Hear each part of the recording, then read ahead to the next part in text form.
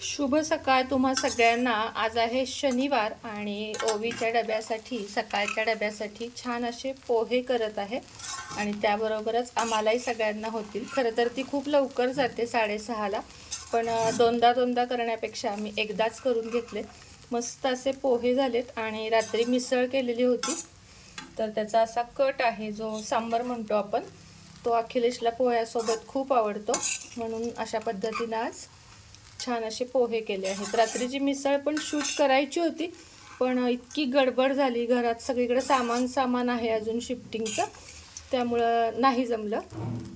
ही आहे हळीव भिजवलेले आहेत खिरीसाठी। मी सध्या ना आठवड्यातून 2दा घेते।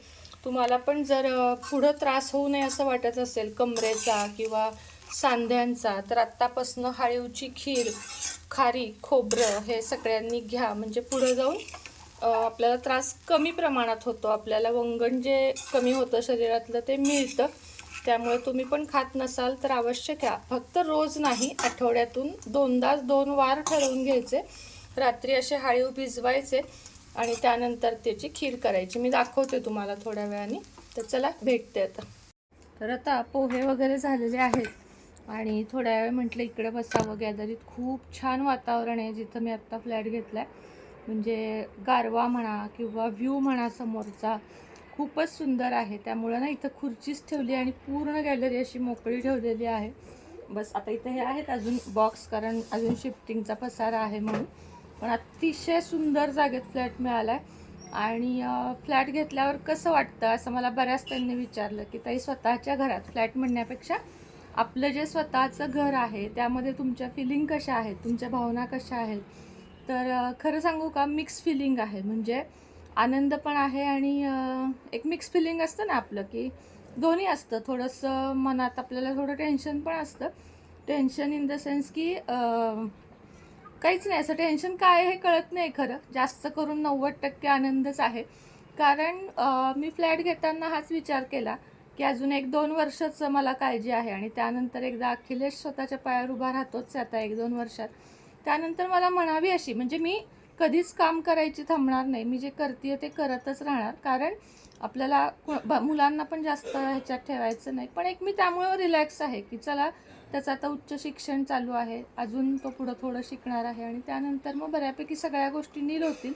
आणि याच विचारानं मी थोडा उशिरा फ्लॅट घेतला, नाहीतर एक 5-6 वर्षापूर्वी पण आम्ही एक फ्लॅट घेतला होता, तो कॅन्सल केला, कारण तेव्हा जरा अशी मनात भीती होती। आता अशी भीती कशीच नाही आहे, कारण आहे आपल्याला आधार आहे चांगला। तर अशा फिलिंग्स आहेत माझ्या फ्लॅट घेतल्यावरच्या। आणि अजून पण सगळं सामान मांडत आहे, वस्तू असं स्टोरेज इथं काही नाही आहे, त्यामुळे खूप अवघड जाते। आणि तुम्ही होम टूर मागताय मला, पण जर जशी आहे तशी तुम्हाला चालत असेल, जज नका करू की तुमच्याकडे फर्निचरच नाही किंवा काय नाही। सध्या नाही मी करू शकत आहे, जे आहे ते आहे, जसं आहे तसं तुम्हाला बघायला आवडत असेल तर मी नक्की 1-2 दिवसातच होम टूर तुम्हाला देईन आणि तुम्हाला पण घर दाखवायला मला सगळ्यांना आवडेल, कारण हे सगळं आपलं सगळ्यांचं घर आहे। फक्त ना काही आपल्याला असतात रिस्ट्रिक्शन की आपण सगळ्यांना घरी बोलवू शकत नाही, यूट्यूबवर आहे, आपले खूप सारे सबस्क्रायबर आहेत आणि त्यामुळं मी तुम्हाला सगळ्यांना बोलवू शकत नाही। पण माझी इच्छा आहे आपण कोल्हापूरमध्ये मीटअप ठेवूया एक, नक्कीच रंकाळ्यावरती आपण मीटअप ठेवूया। जेव्हा ठेवणार असेल तेव्हा मी तुम्हाला अवश्य सांगेन, तुम्ही या, तुमच्या साथीची गरज आहे। आता व्लॉगिंग चॅनलवर आपल्याला पुढं जायचं आहे भरपूर, त्यामुळे नक्की साथ द्या। आता भेटते तुम्हाला मी हळीवची खीर करताना, चला।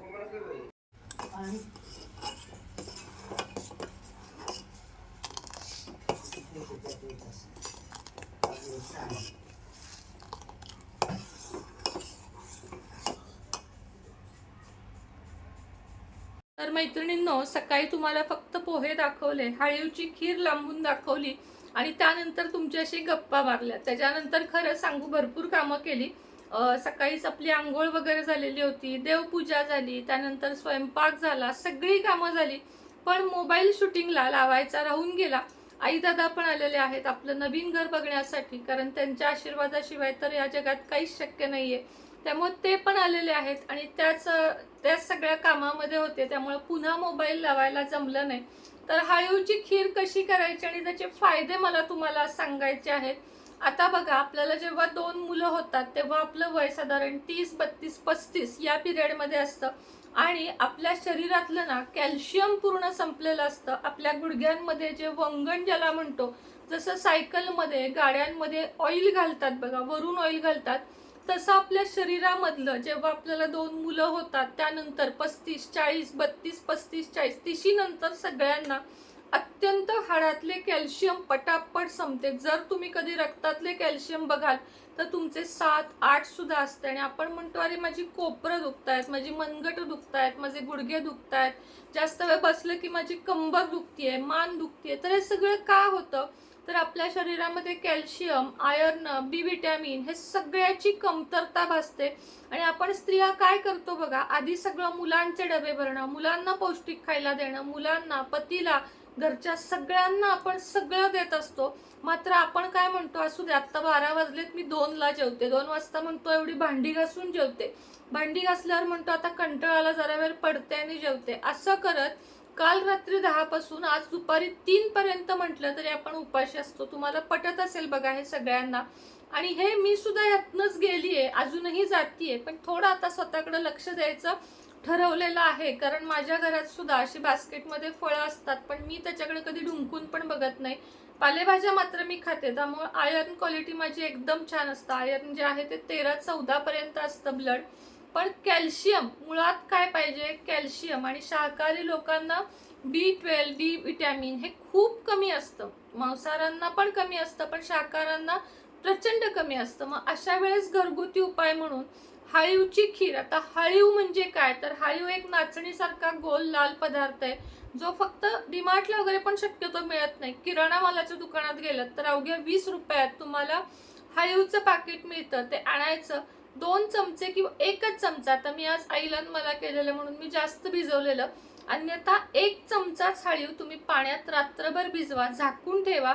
आणि त्यानंतर सकाळी जशी आपण नॉर्मल खीर करतो, दूध, साखर, गूळ घातला तरी चालतो, पण मला काही ते गणित जमत नाही. मागच्या वेळेस मी गूळ घातला आणि माझी खीर नासली. सगळे प्रकार करून बघितले, पण मग मी आता थोडीशी साखरच घालते, थोडंसं तूप घालायचं त्यामध्ये. आणि 1 ग्लास खीर ती आठवड्यातून 2दाच प्यायची, आठवड्याभर नाही, कारण त्याच्यात उष्णता असते. आता हा एक सांगितला तुम्हाला, तुमचे कंबरदुखी, गुडघेदुखी खूप कमी येईल. दुसरी गोष्ट म्हणजे खारीक. खारीक म्हणजे कुठली, ती चॉकलेटी पूड केलेली नाही, काळी खारीक मिळती तुम्हाला. काळी खारीक आणि सुकं खोबरं हे एकत्र बारीक वाटायचं आणि त्याची पावडर, आणि त्यात वाटलं तर गुळ घाला थोडासा वितळून, म्हणजे लाडू टाईप होईल. आणि ते दररोज खावा. आता थंडी आहे ना, 4 महिने खाऊन घ्या. आणि मग मला सांगा की तुमचे हे दुखण्याचे जे प्रकार आहेत कमी कमी येत जातील. शरीरातलं आतलं वंगण जे आहे ना, ते भरून यायला खूप वेळ लागतो. जर एकदा ते कोरडं पडलं तर कसं सायकलमध्ये किंवा गाडीत आपण घालतो तसं हे आपल्याला आत घालता येत नाही, आणि मग ते वरून दुखतं. म्हणून हे जे उपाय आहेत ना लहान लहान, ते करायचे. ज्या ज्या स्त्रियांना शक्य आहे त्यांनी दूध सुद्धा प्या, आपल्यासाठी स्वतःसाठी अर्धा कप दूध प्या. हेच वय आहे 30 ते साधारण 50, ज्या काळात आपण स्वतःला तब्येत सांभाळून भरू शकतो. नाही तर 50 नंतर जर दुखणी मागं लागली तर त्याच्यावर कुठलाही इलाज नाहीये. मग डॉक्टर मोठी मोठी ऑपरेशन सांगतात 60-65, की जेव्हा आपल्याला ते ऑपरेशन सहन पण होणार नसतं, खर्चानं शक्य नसतं. म्हणून लहानपणापासूनच, आता ओवीच्या वयापासूनच आपण ते जर लक्ष द्यायला सुरुवात केली, कंटिन्यू हे पदार्थ. पूर्वी बघा आपण चटणी तेल खायचो, आठवतंय ना, भाकरीवर चटणी तेल घेऊन लोक खायची, पिठल्यामध्ये तेल घालायची, अनेक पदार्थांमध्ये वरनं कच्चं तेल जायचं. आणि खोबरं खायची लोक, सुकं खोबरं असं फोडायची खायची, सुक्या खोबऱ्याचं भरपूर पदार्थ ती लोक खायची. त्यांचं खाणं साधं होतं पण पौष्टिक होतं, सात्विक होतं. आणि आपण आता बरेच जण, म्हणजे मी काय तुम्ही काय, बाहेरचं जेवण मागवतो, भाज्या मागवतो, त्या रोट्या खातो, ते मुलांना मॅगी देतो. हे पूर्वी नावं पण माहित नव्हती. मी लहान असताना मॅगी हा पदार्थ नव्हता असं नाही, होता, पण आमच्या घरात तो मला आठवत नाही. मी आखीसाठीच पहिल्यांदा केला होता, काही माहित नव्हतं. आणि मी स्वतः अजूनही कधीच मॅगी खात नाही. मी स्वतः, ओवीला मात्र महिन्यातनं 1-2 वेळा लागतीच, आखीला पण लागत नाही. सांगण्याचा उद्देश काय आहे, पिझ्झा, बर्गर हे सगळे पदार्थ दिसायला पटकन होतात, लागायला टेस्टी लागतात, पण शरीरासाठी ते घातक आहेत. मॅगीचं तर तुम्हाला सांगते, मी परवा एक रील बघितली, आतड्यांभोवती त्याचे वेढे पडतात. म्हणजे बघा, ते पचतच नाही. तुम्ही मॅगी खाल्ली, तुम्हाला जर एखाद दिवशी वॉमिटिंग झालं तर तुम्हाला कळेल की मॅगी ॲज इट इज पडते. मॅगी असेल, साबुदाणा असेल, तो आपल्या शरीरात चावलाच जात नाही, रबरासारखा राहतो. म्हणून थोडं तरी या पदार्थांपासून मुलांना लांब ठेवण्याचा प्रयत्न करा. आली शाळेतनं मुलं, दिली मॅगी शिजवून, हे खरंच सोपं आहे बरं का, दिसायला सोपं आहे. त्यापेक्षा शेवयांचा उपमा करा. अनेक पदार्थ आहेत असे जे मुलांना आवडतात. इडली मसाला करा, ढोकळा करा, यातनं काहीतरी मिळेल. बेसन लाडू करा, भडंग करा, पोहे करा, या गोष्टीतनं काहीतरी मिळेल. माझा आजचा सांगण्याचा उद्देश एवढाच आहे की आपल्याला दुखणी जेव्हा मागं लागतात, मला सुद्धा आता थोडंफार लागलं मागं दुखणं, तेव्हा मी जागी झाले. मात्र अजूनही माझ्या हातात बरेच वर्ष आहेत की मी स्वतःची काळजी घेऊन हे सगळं वंगण भरून काढू शकते. आणि हो, तुम्हाला सकाळी सांगता राहिलं की घराचे इमोशन्स खूप छान आहेत, खूप सुंदर आहेत. रोज नवीन अनुभवतीये, म्हणजे छान वाटतंय की आपलं स्वतःचं आता काहीतरी छोटंसं घर झालंय, पण अजून खूप स्वप्न पूर्ण करायची आहेत, खूप जबाबदाऱ्या पूर्ण करायच्या आहेत, बऱ्याच गोष्टी आयुष्यात करायच्या आहेत. तुम्हाला मला सोबत, अगदी ओवी अख्खीच्या लग्नापर्यंत जरी मी तुमच्यासोबत राहू शकले तरी तुमच्या सगळ्यांची मला साथ असावी अशी माझी इच्छा आहे. आणि आपल्याला कृपा करून अगदी हात जोडून विनंती करते की या वर्षात आपल्याला सुनेत्राज लाईफस्टाईलचे 100K पूर्ण झालेच पाहिजेत, अशी माझी तुमच्याकडून मागणी आहे. बघा, 93,000पर्यंत आलो आहोत. 7,000 अवघड नाहीये, तुमच्या हातात आहे. जर तुम्हाला इच्छा असेल तर तुम्ही माझे 7,000 सबस्क्रायबर तुमच्यासाठी, सगळ्यांसाठी खूप सोपे आहेत आणि तुम्ही ते करावीत अशी मी तुम्हाला अगदी कळकळीची विनंती करते की आपल्याला या वर्षात 100K पर्यंत जायचं आहे. युट्यूबचं बटन मिळवायचं आहे आणि या चॅनेलद्वारे मला खूप पुढे जायचं आहे. तर चला, गप्पा खूप झाल्या, आवडतात तुम्हालाही ऐकायला, मलाही गप्पा मारायला. पण चला, आजच्या व्हिडिओमध्ये इतकंच. उद्या नवीन ब्लॉग सोबत भेटेन. उद्या सकाळपासून शूटिंग करेन, उठल्यापासून झोपेपर्यंत करेन आणि तो व्हिडिओ मी सोमवारी टाकेन. श्री स्वामी समर्थ.